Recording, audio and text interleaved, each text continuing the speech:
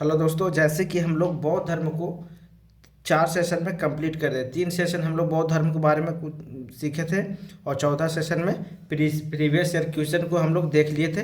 बौद्ध धर्म से जितना भी प्रीवियस ईयर क्वेश्चन आया था उस सबको हम लोग उस चीज़ को अध्ययन कर लिए हैं। अब हम लोग जैन धर्म में एंट्री ले रहे हैं। ठीक, जैन धर्म को 2 से 3 सेशन में पूरी तरह कंप्लीट कर देंगे। 10 मिनट का वीडियो रहेगा, 10-10 मिनट का 3 सेशन रहेगा, कंप्लीट हो जाएगा। ठीक, अगर चैनल पर नया है तो चैनल को सब्सक्राइब कर दीजिए और वीडियो को लाइक कर दीजिए। ठीक है, तो अब जैन धर्म स्टार्ट करते हैं।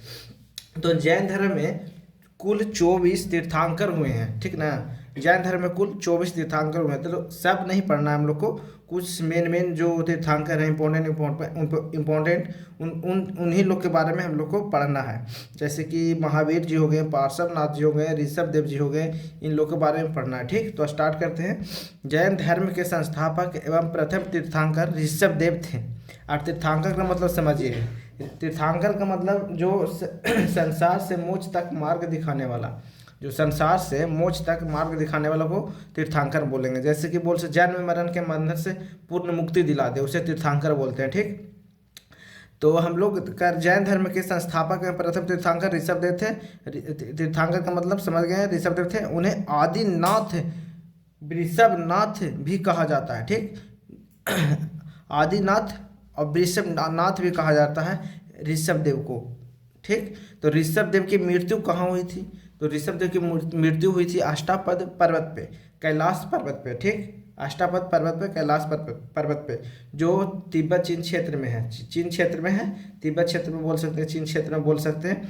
8 शिखरों वाला पवित्र पर्वत है। ठीक ना, वहीं हुई थी ऋषभ देव की मृत्यु। तो एग्जाम्स में आता है, इंपॉर्टेंट क्वेश्चन है। ठीक, ऋषभ देव का उल्लेख श्रीमद् भागवत में भी मिलता है। ठीक ना, श्रीमद् भागवत में भी मिलता है। ऋषभ देव का उल्लेख श्रीमद् भागवत में मिलता है। जैन धर्म के 23वें तीर्थंकर पार्श्वनाथ काशी के राजा अश्वसेन के पुत्र थे।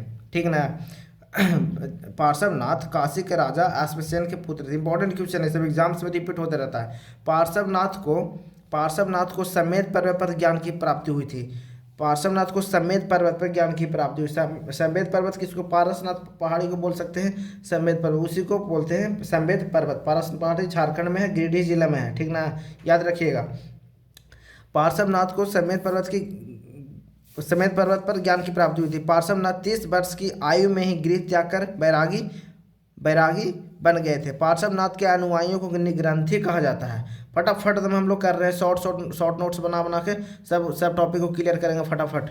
पार्श्वनाथ को समेत पर्वत पर ज्ञान की प्राप्ति हुई थी।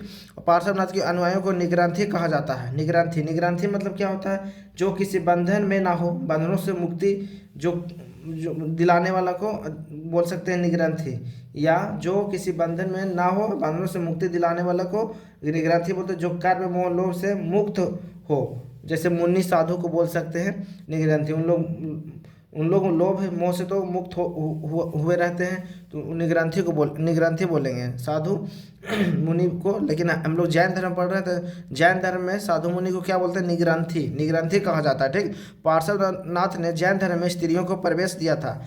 स्त्रियों को प्रवेश किसने दिया था? पार्श्वनाथ। जैन ग्रंथ में स्त्री संघ की अध्यक्षता पुष्पचूला का उल्लेख मिलता है। पुष्पचूला एक स्थान है, ठीक ना, जो समेत पर्वत के आसपास ही है। पारसनाथ पर्वत पहाड़ी है, उसी के आसपास ही है। ठीक ना, तो ऋग्वेद की केसी सूक्त में भी कुछ जैन तीर्थकारों का उल्लेख मिलता है। केसी सूक्त है जो बौद्ध धर्म से रिलेटेड कोई ग्रंथ है, लेकिन उसमें जैन तीर्थंकरों का भी उल्लेख मिलता है। ठीक, केसी सूक्त का याद रखिएगा कि ऋग्वेद के केसी सूक्त में भी कुछ जैन तीर्थंकरों का उल्लेख मिलता है। ठीक, जैन धर्म में पूर्ण जन्म एवं कर्मवाद में विश्वास करता है। कर्मवाद का मतलब होता है जो अपने कर्मों का फल स्वयं भोगता हो। जीव अपने कर्मों का फल स्वयं भोगता है, जैसा कर्म करिएगा वैसा फल मिलेगा। तो वही कर्मवाद का मतलब होता है जीव, कोई भी जीव, जैसे कोई भी जीव हो गया, जो कर्म करिएगा वैसा फल मिलेगा। कर्मवाद का मतलब समझिए। जैन धर्म के अनुसार सृष्टि का निर्माण 6 द्रव्यों जीव, पुद्गल, धर्म, अधर्म, आकाश तथा काल से मिलकर हुआ। पुद्गल में जड़ पदार्थ को बोल सकते हैं पुद्गल।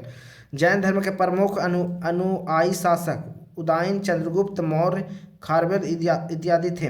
तो हम लोग अभी जैन धर्म के बारे में हल्का सा हल्का सा बस थोड़ा ऊपर ऊपर हम लोग देखें जैन धर्म के। और हम लोग जैन धर्म के बारे में कल महावीर जी से पूरे अच्छे तरीके महावीर जी के बारे में पूरे अच्छे तरीके से डिटेल में अध्ययन करेंगे। तीर्थंकर देख लेते हैं फटाफट।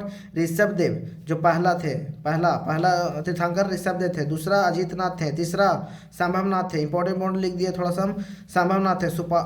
सुपाश्वरनाथ सातवां थे, जो उनका प्रतीक चिन्ह भी लिखा हुआ है। ऋषभ देव का प्रतीक चिन्ह वृषभ या बैल, और अजीतनाथ का गज, संभवनाथ का अश्व था, सुपार्श्वनाथ का स्वास्तिक था, चंद्र प्रभु का चंद्र था, सुविधिनाथ का मकर था, वसुपूज्य का वैश्य शुभुमा था, शांतिनाथ का इंपॉर्टेंट है, शांतिनाथ का हिरण था, अरनाथ का मीन था। मीन मीन्स मछली होता है। भल्लीनाथ 19वां थे, जो स्त्री संत थे, मात्र के स्त्री संत थे। भल्लीनाथ तीर्थंकर थे, स्त्री तीर्थंकर थे। उनका प्रतीक क्या है? कलश है। अरिष्टनेमी का प्रतीक शंख है। पार्श्वनाथ जी का सर्प फन है। महावीर जी का सिंह है। ठीक, तो आज हम लोग थोड़ा सा देख लिए हैं जैन धर्म के बारे में। कल हम लोग पूरे डिटेल से अध्ययन करेंगे जैन धर्म के बारे में। ठीक है, आज यही वीडियो को समाप्त करते हैं। अगर आप लोग को वीडियो अच्छा लगा है तो सब्सक्राइब कर दीजिए और चैनल को, और लाइक कर दीजिए, और दोस्तों के साथ शेयर कर दीजिए। और हमको कमेंट में बताइए कि क्या कुछ सुधार करें बताने के तरीके में। अगर आप बोलिएगा तो हम उस चीज़ को प्रयास करेंगे सुधारने के लिए। ठीक, तो ठीक है, आज यही समाप्त करें।